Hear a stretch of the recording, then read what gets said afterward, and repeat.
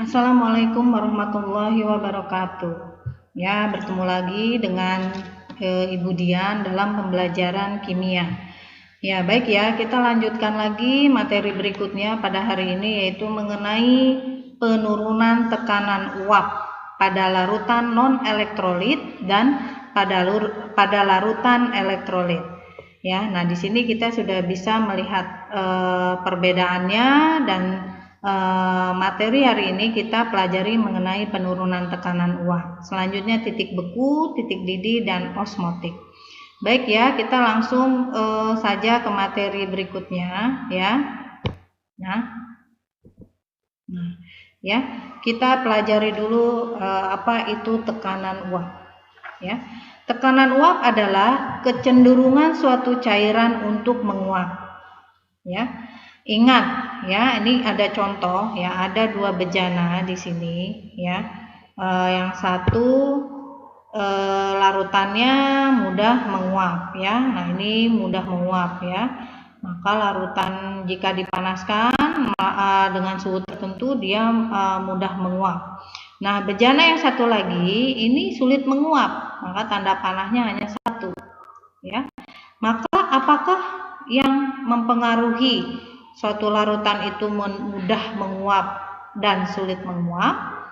Ya, yaitu karena apa?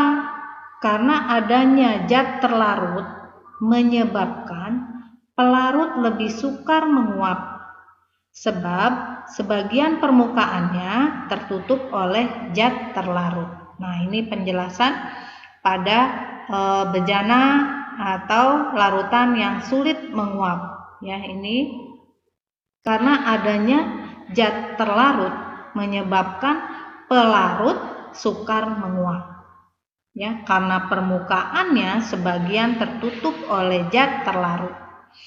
Sedangkan zat yang mudah menguap ini kemudian kemungkinan zat terlarutnya sedikit, sangat sedikit konsentrasinya, atau dia hanya pelarut saja sehingga mudah atau cepat menguap. Nah, akibatnya yang diperoleh adalah jika pada larutan yang mudah menguap, maka tekanan uapnya tinggi. Dan sebaliknya, jika larutan itu sukar atau sulit menguap, mengakibatkan tekanannya rendah.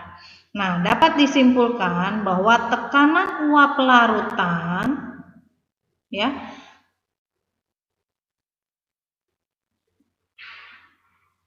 tekanan uap larutan itu lebih kecil dari tekanan uap ya pelarut.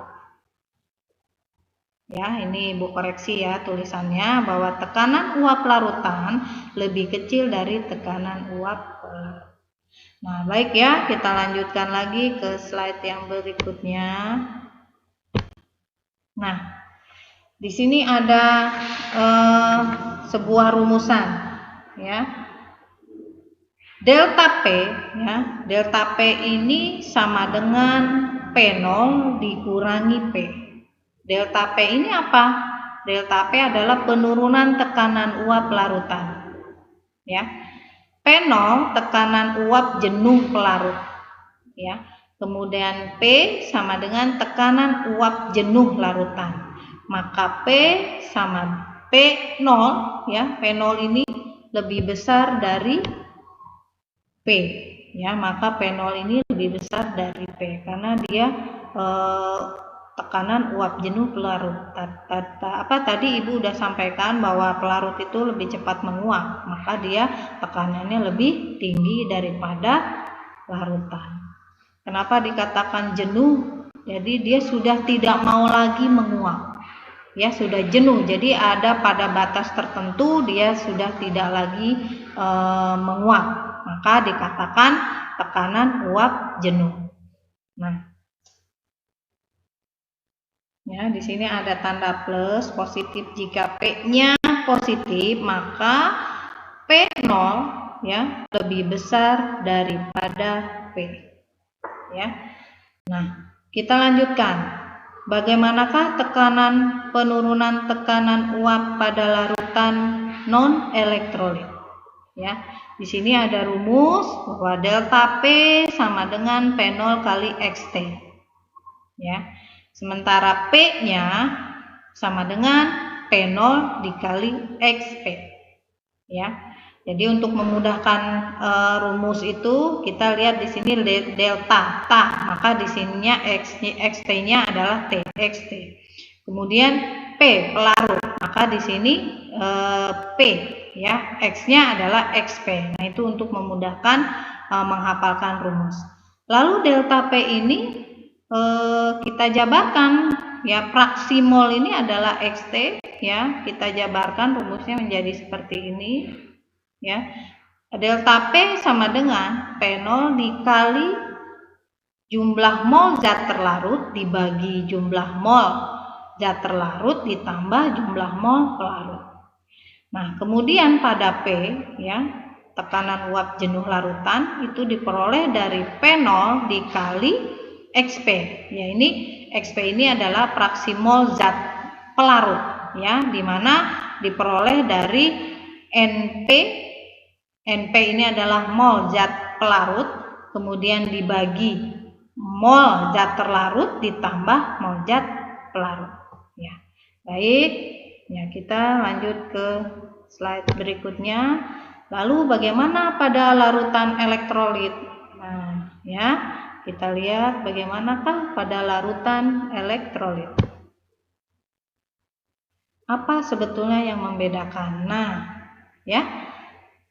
Pada elektrolit, penurunan tekanan uap itu diperoleh melalui P0 dikali NTI ya, dibagi NTI mol zat terlarut I ditambah NP ya. I ini apa? I ini adalah faktor Van Hoff ya, di mana I diperoleh dari I sama dengan 1 ditambah dalam kurung N-1 dikali alfa, atau ini adalah derajat ionisasi ya. Maka ya, N ini adalah jumlah ion ya, jumlah ion pada zat, misalnya pada asam sulfat ya, berapakah jumlah ionnya? Nah, nanti akan kita pelajari ya. Kemudian ini adalah alfa, ini adalah derajat ionisasi ya. Maka ini bisa kita pelajari pada kelas 11 kemarin ya, pada teori asam basa. Jadi pada elektrolit kuat berapa, elektrolit lemah dan lain sebagainya. Nah, kemudian P, tekanan uap jenuh larutannya diperoleh dari sama dengan P0 dikali NP mol pelarut dibagi mol zat terlarut ditambah mol pelarut. Nah, di sini ada keterangan ya, pada elektrolit kuat ya, derajat ionisasinya sama dengan 1. Ini adalah trik asik ya. Nah, derajat ionisasinya sama dengan 1. Maka ya, I sama dengan N atau jumlah ionnya sama I dan N. Contohnya pada asam sulfat. Asam sulfat ini memiliki jumlah ionnya sama dengan 3. Maka faktor Van Hoff-nya juga sama dengan 3. Ya. Nah, baik, kita ke slide berikutnya. Nah, ini ada soal ini dari SIMAK UI tahun 2010 ya, nomor 607 ya. Ini ada soal tekanan uap air ya pada 25 derajat Celcius adalah 25 torr. Torr ini juga sama ya, torr itu sama juga dengan tekanan uap, satuan dari tekanan ya. Berapakah tekanan uap suatu larutan pada 25 derajat Celcius yang dibuat dengan melarutkan 0,5 mol sukrosa dalam 12 mol air. Sukrosa ini dia sebagai zat terlarut ya,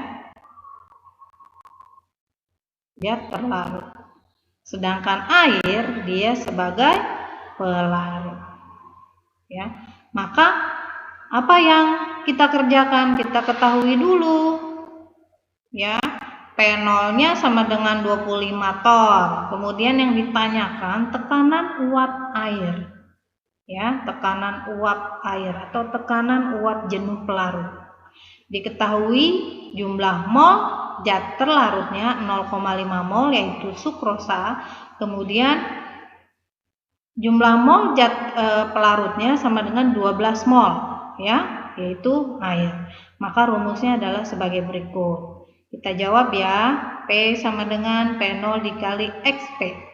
Maka P sama dengan P dikali P0, ya, NP per NT plus NP. Sama dengan kita masukkan P-nya adalah 25 torr, ya. P-nya 25 torr dikali 12 per 0,5 tambah 12. Maka hasilnya adalah 24 torr. Nah, di sini ada latihan soal. Ya.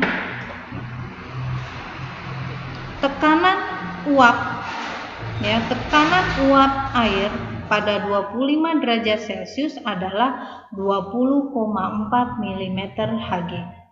Jika ke dalam 19 gram air, ya, dengan massa molekul relatifnya adalah 18, dilarutkan dalam 18 gram sukrosa dengan MR-nya atau massa molekul relatifnya 180.